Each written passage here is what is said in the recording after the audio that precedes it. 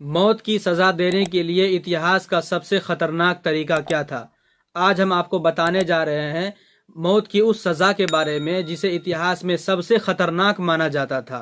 भारत में भी मुजरिम को सजाए मौत देने के लिए फांसी दी जाती है, क्योंकि मुजरिम को ये तड़पाकर नहीं बल्कि एक बार मौत के हवाले कर देने की प्रक्रिया है। मगर इतिहास मानवता के खिलाफ लगता था। इतिहास के अंदर बहुत से ऐसे राजा गुजरे हैं कि जो बहुत ज़्यादा क्रूर थे, बहुत ज़्यादा जालिम थे, जो आम लोगों पर बहुत ज़्यादा जुल्म करते थे। इस वजह से तड़पाकर मारने के ऐसे ऐसे तरीके बनाए गए थे जो सबसे अलग थे। बहुत पुराने ज़माने में ग्रीस के अंदर सबसे खतरनाक तरीके का इस्तेमाल होता था।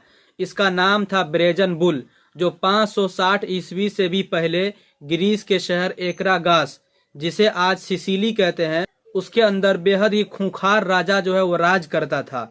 उस राजा का नाम था फेलेरिस। वो बेहद ही क्रूर था और उसके आतंक से और उसके जुल्म से वहाँ की पब्लिक बहुत ज्यादा परेशान थी।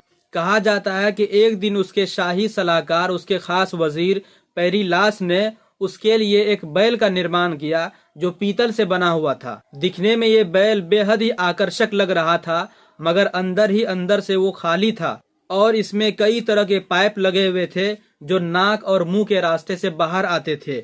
इसे मुजरिम को सजाए मौत देने के लिए बनाया गया था। मुजरिम को उसके अंदर डाल दिया जाता था और बैल के नीचे से आग लगा दी जाती थी और धीरे धीरे पीतल गर्म होने लगता था और अंदर मौजूद शख्स भुन जाता था।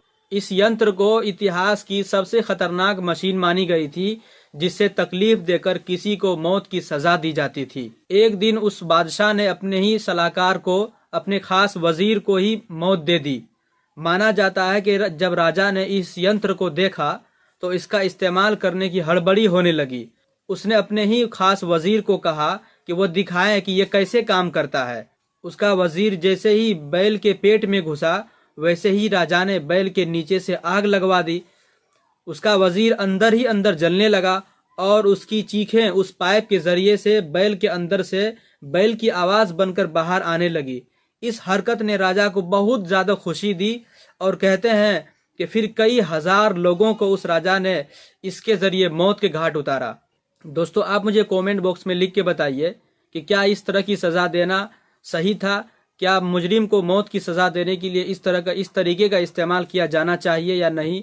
और पुराने ज़माने में जो इस तरह की सजाएं दी जाती थी वो कहाँ तक सही और गलत था? आप मुझे कमेंट बॉक्स में लिख के बताइए। और वीडियो अच्छी लगी हो तो लाइक कर दीजिए और चैनल पर नए हैं तो सब्सक्राइब कर लीजिए।